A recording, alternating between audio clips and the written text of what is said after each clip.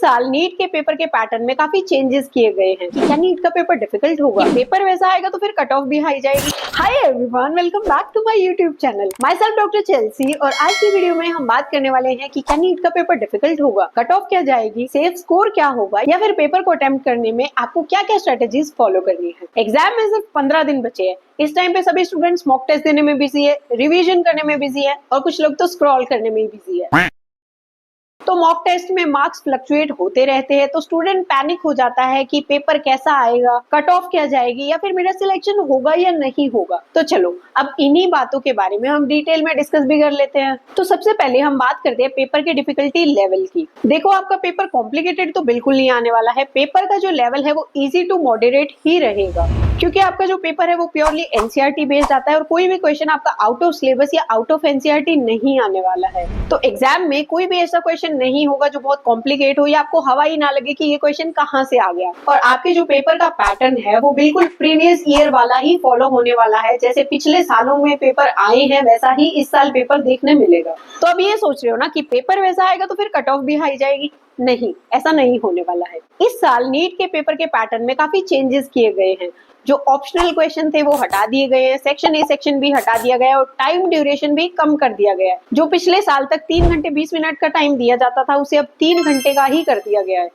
तो अब इन चेंजेस की वजह से हाई चांसेस है कि कट ऑफ कम जाए, और अप्रोक्सीमेशन यही है कि इस साल का जो सेफ स्कोर है वो 630 से 640 के बीच ही रहने वाला है।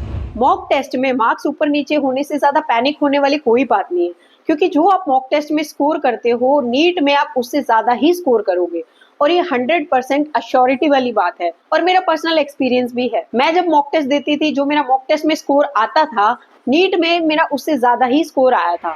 और अब हम बात कर लेते हैं कि पेपर को अटेम्प्ट करने में क्या स्ट्रेटेजीज आपको फॉलो करनी चाहिए। देखो, इंटरनेट पे, कोचिंग में, हर जगह लोग आपको एडवाइस देते मिल जाएंगे कि सबसे पहले आप बायो करो, फिर केमिस्ट्री करो, लास्ट में फिजिक्स करो। तो मेरा ये कहना है कि कुछ मत करो, इनमें से जो आपको कंफर्टेबल लगे उसे करो। अब मैं अपना एक्सपीरियंस बताती हूँ। जब मैं नीट के लिए प्रिपेयर करती थी, मैं सबसे पहले फिजिक्स का पेपर कंप्लीट करती थी, क्योंकि मुझे वो कंफर्टेबल लगता था।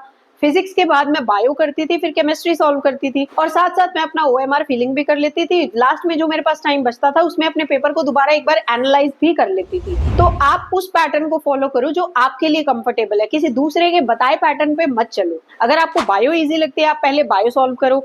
आपको केमिस्ट्री इजी लगती है, वो करो। अगर आपको फिजिक्स इजी लगती है, आपकी फिजिक्स स्ट्रॉन्ग है, तो आप पहले वो सॉल्व करो। तो देखो, नीट में टाइम मैनेजमेंट तो बहुत बड़ा फैक्टर है। अब टाइम मैनेजमेंट करना कैसे है? एक तो आप जब भी क्वेश्चन प्रैक्टिस करो, मॉक टेस्ट दो, हमेशा टाइमर लगा के दो।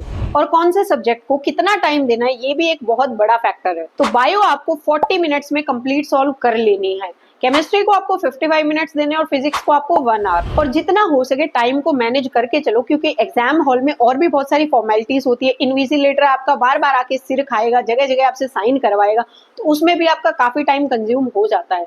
तो जितना हो सके टाइम का ध्यान रख के चलो। अब थोड़ी सी ओएमआर फिलिंग पे भी बात कर लेते हैं। सबसे पहले तो जो आपको बबल फिल करना है वो कंप्लीट फिल करना है, उसको पार्शियली फिल नहीं करना है। और ओएमआर को आपको पेपर के साथ साथ ही फिल करना है। ये गलती मत करना कि लास्ट में कर लूंगा, बाद में हो जाएगा।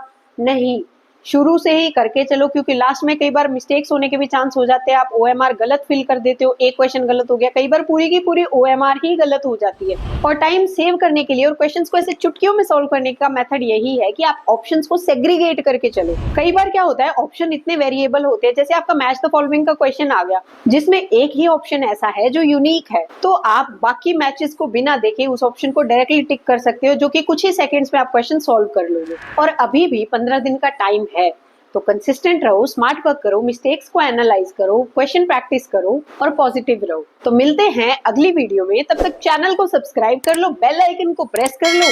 Thanks for watching.